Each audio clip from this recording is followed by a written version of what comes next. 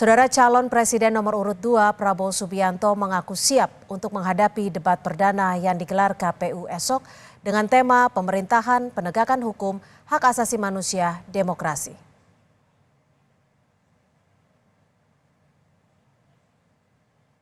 Debat Bapak memang sudah bukan hal yang baru Pak, debat tapi persiapannya untuk besok apa sih Pak? Insya Allah kita persiapan, insya Allah. Capres nomor urut 3 Ganjar Pranowo juga siap untuk berdebat dengan cara atau format apapun. Ganjar mempersilahkan KPU untuk mengatur format debat.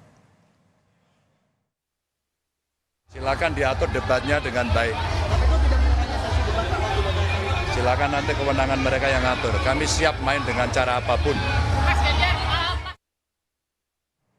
Sementara itu, Saudara calon presiden nomor urut 1 Anies Baswedan mengaku mempersiapkan debat perdana di KPU dengan banyak membaca persoalan yang saat ini dirasa penting, terutama soal hukum, HAM, dan demokrasi.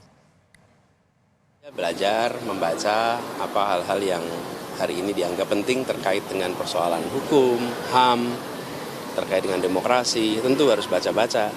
Itu yang kami kerjakan sekarang.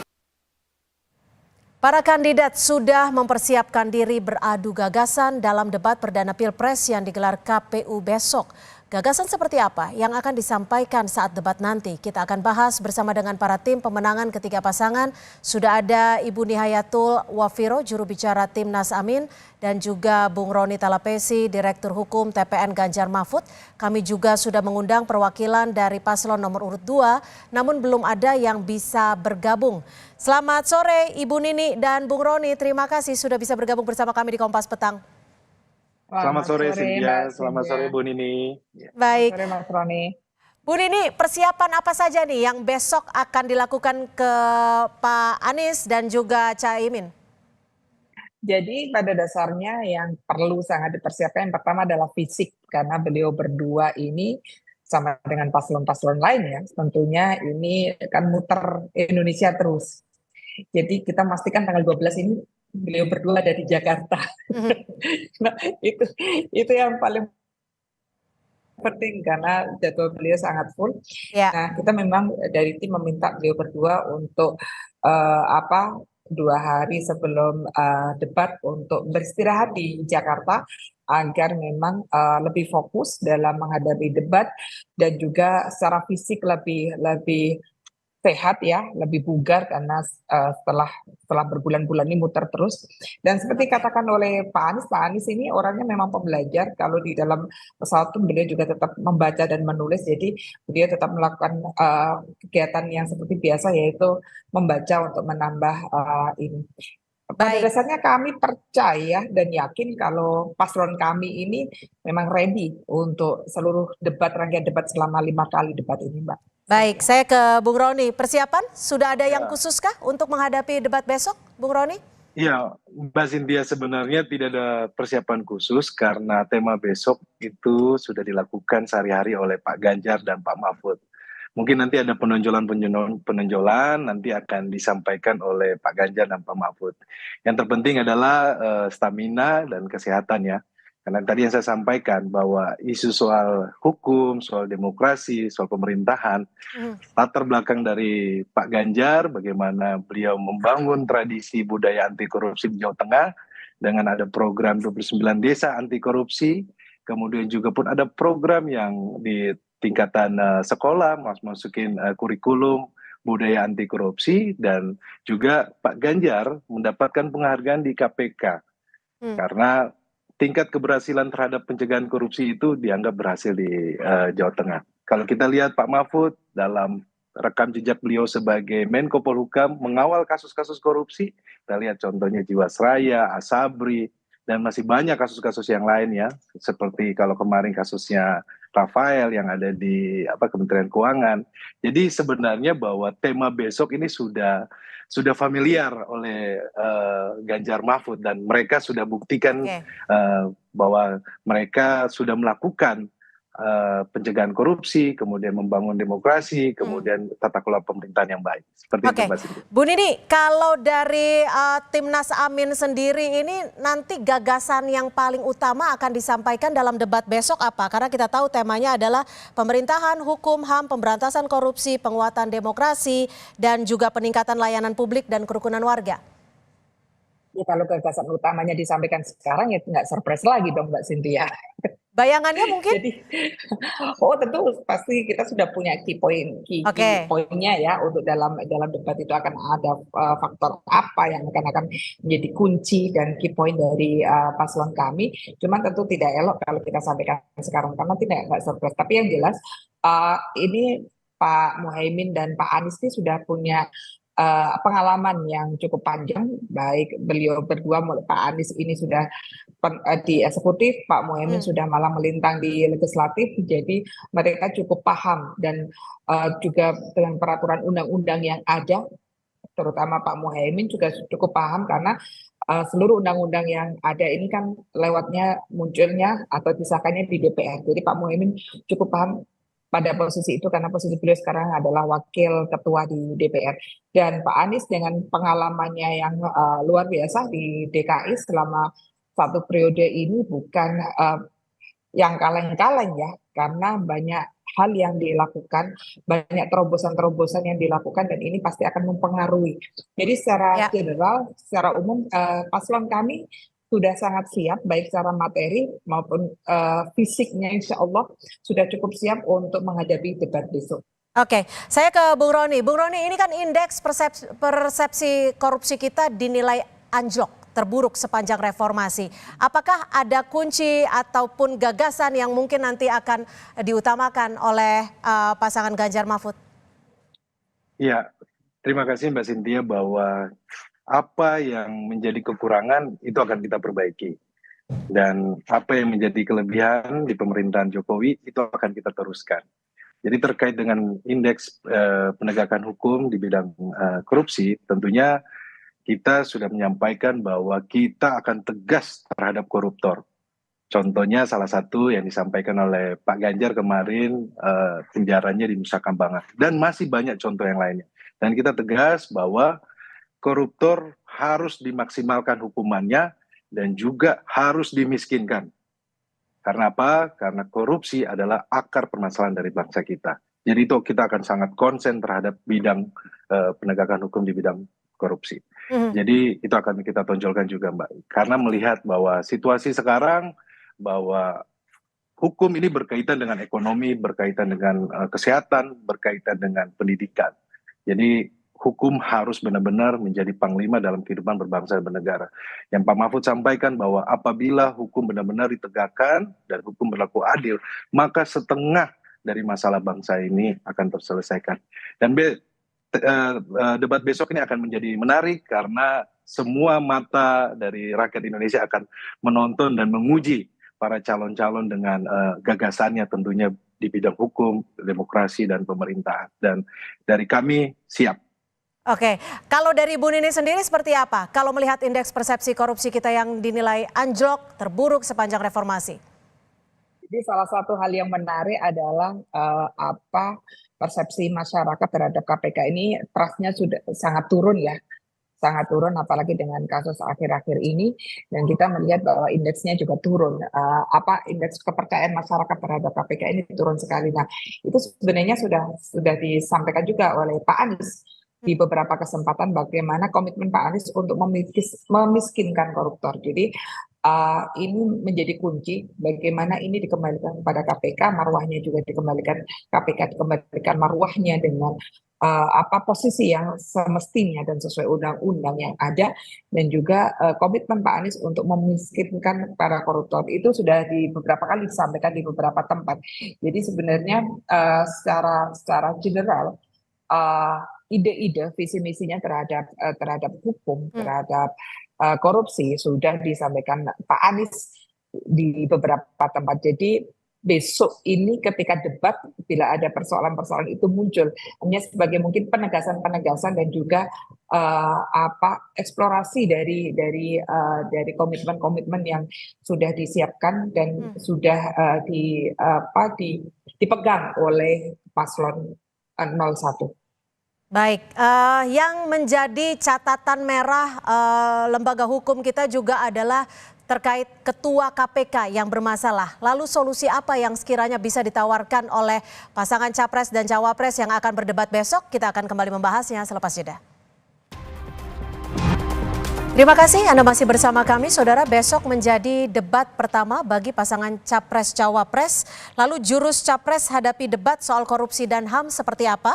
Kita masih bersama dengan Ibu Nihayatul Wafiro dan juga Bung Roni Talapesi dari TPN Ganjar Mahfud dan juga dari Timnas Amin. Kami juga sudah berupaya untuk menghubungi perwakilan dari paslon nomor urut 2, namun belum ada yang bisa bergabung. Saya akan ke Ibu Nini terlebih dahulu. Ibu Nini, catatan merah di KPK ini kan menjadi pembahasan berulang-ulang. Ketua KPK bermasalah. Adakah solusi yang ditawarkan dari pasangan Timnas Amin ini? Jadi sebenarnya apa yang terjadi di KPK ini menjadi keprihatinan kita bersama dan juga menjadi teguran dan juga evaluasi bagi kita bagaimana penegakan hukum. Jadi sebenarnya Pak Anies ini kan pernah jadi komite etik di KPK. Jadi sebenarnya beliau tahu betul bagaimana sebenarnya etika yang ada di KPK itu standarnya cukup tinggi, sehingga Pak Anies menegaskan bahwa hukum ini penegakannya harus menghadirkan rasa keadilan bagi semuanya, dan tentu sebagai lembaga ini seluruh yang ada di KPK itu harus benar-benar menjaga yang namanya etika yang standarnya tinggi dan prinsip-prinsip good governance. Jadi kita harus kembali bagaimana mengembalikan marwah KPK dan menegakkan etika yang ada di KPK, karena sebenarnya etika yang ada di KPK itu sudah standarnya cukup tinggi, namun ada pihak-pihak yang tidak mengikuti standar tersebut. Etikanya standarnya menjadi turun. Nah, ini harus kita kembalikan bagaimana etika yang ada itu harus dilaksanakan. Siasatnya akan seperti apa jika memang itu dibawa ke pemimpinan Timnas Amin? Tentu kita akan kembalikan lagi tentang bagaimana prinsip dasarnya KPK ya, prinsip dasarnya seperti apa dan standarnya yang ada seperti apa. Ya, standarnya dan hukum yang ada sudah cukup bagus, tapi bagaimana sebenarnya ada celah-celah yang memungkinkan orang tidak melaksanakan itu. Jadi perlu kita evaluasi bagaimana celah-celah itu bisa dilanggar dan bagaimana kita bisa menutup celah-celah itu dengan lebih baik lagi. Nah, ini yang penegakan hukumnya seperti apa. Jadi kita tidak bisa tebang pilih dengan adanya kasus ini. Kita harus meyakini, kita harus semakin strict bagaimana orang punya potensi untuk melakukan seperti itu, dan semua orang harus juga mematuhi hukum yang ada dengan standar yang ada. Sudah bergabung bersama kami. Ya. Baik, sudah bergabung juga bersama kami Bung Aceh. Kalau Bung Aceh sendiri melihat catatan merah di KPK, ketua KPK-nya bermasalah, solusi apa yang kiranya ditawarkan? Ya, tentu saya kira kan ada mekanisme yang bisa menegaskan pemberantasan korupsi di internal KPK sendiri jika memang sudah ditemukan ada dinilai melanggar hukum. Tentu ya saya kira jelas sekali kan Presiden Jokowi jelas sudah memberhentikan yang bersangkutan sebagai ketua KPK gitu ya. Nah, jadi komitmen kami terhadap pemberantasan korupsi saya kira tidak perlu dilakukan lah ya. Nah, secara tegas tentu bagi kami siapapun yang melanggar dan melakukan tindakan korupsi ya harus ditindak sesuai dengan mekanisme hukum yang berlaku begitu. Termasuk saya kira soal bagaimana memastikan agar KPK bekerja secara profesional untuk menegakkan aturan-aturan terkait dengan pemberantasan korupsi itu gitu. Jadi saya kira kalau Pak Prabowo jelas selama ini menyatakan sikap yang cukup tegas terkait dengan pemberantasan korupsi itu. Baik, sebelum saya ke Bung Roni, kita juga tahu bahwa sebelum debat Capres digelar ini Direktur Amnesty International meminta KPU agar 3 isu HAM utama menjadi materi debat Capres pertama yang akan digelar Selasa malam. Dokumen ini kami menyampaikan 3 agenda hak asasi manusia yang kami usulkan agar masuk di dalam agenda debat Capres dan Cawapres. Yang pertama adalah berkaitan dengan kebebasan berekspresi. Tadi kami sampaikan bahwa kebebasan ekspresi ini sudah sangat genting di Indonesia, sudah banyak sekali kasus-kasus yang terjadi, bahkan jumlahnya mencapai 400-an kasus, dari mulai kebebasan berekspresi di Papua sampai dengan yang baru-baru ini terjadi terhadap seniman Butet Kertarejasa dan Agus Nur.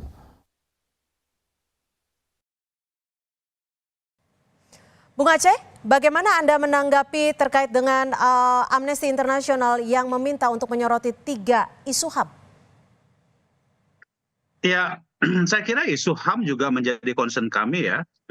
Kalau kita lihat juga di dalam visi misi kami juga tegas disebutkan bahwa kami mendorong penegakan hukum dan pelindungan terhadap hak asasi manusia, dan tentu isu HAM ini harus dilihat sebagai bagian dari upaya kita untuk menegakkan konstitusi kita, di mana hak-hak setiap warga negara untuk dilindungi tanpa membeda-bedakan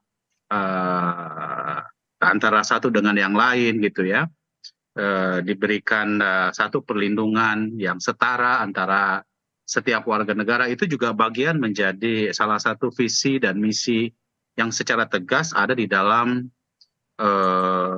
ini kita, dalam dokumen visi dan misi kita. Jadi jika memang mesti ditegaskan kembali soal visi misi soal perlindungan HAM atau penegakan HAM, prinsipnya kami siap untuk mengikuti ini semua begitu. Oke, ke Bung Roni Talapesi, bagaimana dari TPN Ganjar Mahfud untuk 3 isu HAM ini ada kemungkinan besar akan diangkat pada debat besok? Ya, kami sangat mendukung bahwa penyelesaian HAM masa lalu ini harus menjadi prioritas juga.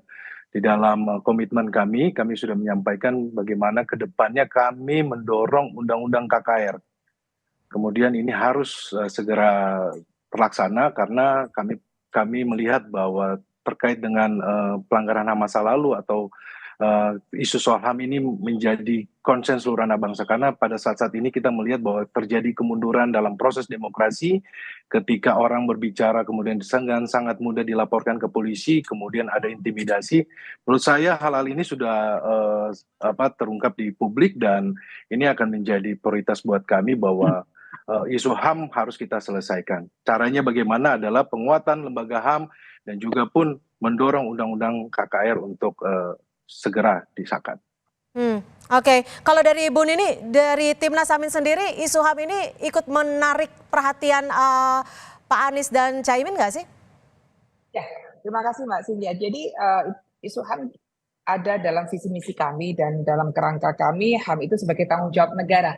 HAM itu menjadi tanggung jawab negara dan negara punya kewajiban perlindungan, penghormatan, dan pemenuhan atas hak asasi manusia. Jadi jelas pada standpoint kami bahwa ini negara yang punya tanggung jawab untuk melindungi hak asasi manusia, ini negara punya tanggung jawab. Jadi bukan hanya perlindungan tapi juga penghormatan dan pemenuhan dari hak asasi manusia. Nah, dengan konsep yang jelas ini di visi misi kami, ini menunjukkan bahwa kami punya konsen yang serius soal hak asasi manusia dan kita sepakat bahwa ide-ide tadi, tiga hal yang disampaikan tadi, kebebasan berekspresi dan beberapa hal itu, 3 poin itu memang harus menjadi titik poin juga untuk debat besok karena itu hal yang sangat urgent dirasakan oleh masyarakat kita sekarang. Oke, tapi yang menjadi perhatian juga adalah soal penegakan hukum. Kita tahu bahwa saat ini banyak sekali penegakan hukum yang terbengkalai dan baru ditangani dengan maksimal ketika kasus ini viral. Contohnya kasus Rafael Alun. Kalau dari Bung Aceh sendiri seperti apa melihat kasus ini dan apakah ini juga akan menjadi sorotan pada debat besok? Ya, prinsipnya kita harus menghormati supremasi hukum dan kita mengedepankan due process of law gitu ya. Saya kira prinsip dasar dan saya kira proses ini kan semua sudah berjalan ya. Misalnya soal tadi yang disebut soal kasus yang dialami oleh Rafael Alun. Saya kira kan sekarang proses hukumnya telah berjalan dan kita semua harus menghormati proses hukum. Proses hukum seharusnya sebagai sebuah lembaga peradilan tentu tidak bisa diintervensi oleh kekuasaan apapun, ya. Kita hormati semua proses hukum tersebut, dan tentu bagi kami proses penegakan hukum terhadap kasus-kasus tersebut menunjukkan bahwa memang selama ini juga proses hukum tersebut telah berjalan begitu ya, dan ini tidak pandang bulu gitu ya. Dan apa yang terjadi misalnya tadi disebut dengan kasus Rafael Alun ini menunjukkan bahwa siapapun pihak yang memang dinilai telah melakukan tindakan kekerasan lalu berdampak kepada hal-hal yang lain termasuk soal transaksi keuangan dan lain-lain, ya kita serahkan kepada mekanisme hukum yang berlaku selagi memang berbagai alat bukti dan lain-lainnya itu memang sudah memenuhi ketentuan hukum. Jadi bagi kami penegakan hukum merupakan bagian dari kepastian kita memberikan keadilan kepada masyarakat, dan kita harus hormati semua proses hukum tersebut gitu. Oke. Saya kira itu. Baik, Bung Roni, kita tahu bahwa Pak Mahfud ini sebagai profesor di bidang hukum dan juga disebut orang pendekar hukum seperti itu. Apakah nanti akan ada gagasan-gagasan baru dalam debat yang akan berlangsung besok? Ya, tentunya ada hal-hal yang nanti akan disampaikan oleh pasangan Ganjar Mahfud, dan saya pikir nanti besok kita akan mendengar bersama, karena besok ini menentukan bagaimana pilihan yang 28% yang saat ini belum menentukan pilihan ya, bahwa sangat perlu bahwa di antara paslon yang ada mengutarakan gagasan dan kinerjanya. Kalau kami, sekali lagi saya sampaikan ya, kalau soal isu tema besok ini sebelum paslon yang lain melakukan, kami sudah melakukan. Jadi kalau yang lain masih ada gagasan, ide, kami sudah tegas melakukan. Pak Ganjar maupun Pak Mahfud track recordnya sudah ada. Gitu. Oke, kalau soal kebebasan berekspresi seperti apa tim dari TPN Ganjar Mahfud? Ya, terkait dengan kebebasan ekspresi adalah kita fokus kepada revisi Undang-Undang ITE ya, dan juga kita memperkuat kebebasan ekspresi ya. Di dalam Undang-Undang ITE kan kita saat ini kita lihat bagaimana ada pasal-pasal yang pasal 26, 27, 28 Undang-Undang ITE, kemudian ini sangat mudah orang dilaporkan, dan ini harus diperkuat, dan kita melihat bahwa ini menjadi urgensi juga. Di dalam Undang-Undang ITE juga pun ada SKB juga, dan kami pikir bahwa ini akan menjadi fokus kami. Kalau hari ini sudah ada revisi Undang-Undang ITE, tetapi perlu pengawalan dalam ini aturan turunannya tentunya kan. Ini kami yakin bahwa Ganjar Mahfud akan mengawal revisi Undang-Undang ITE ini nanti ke depannya. Baik.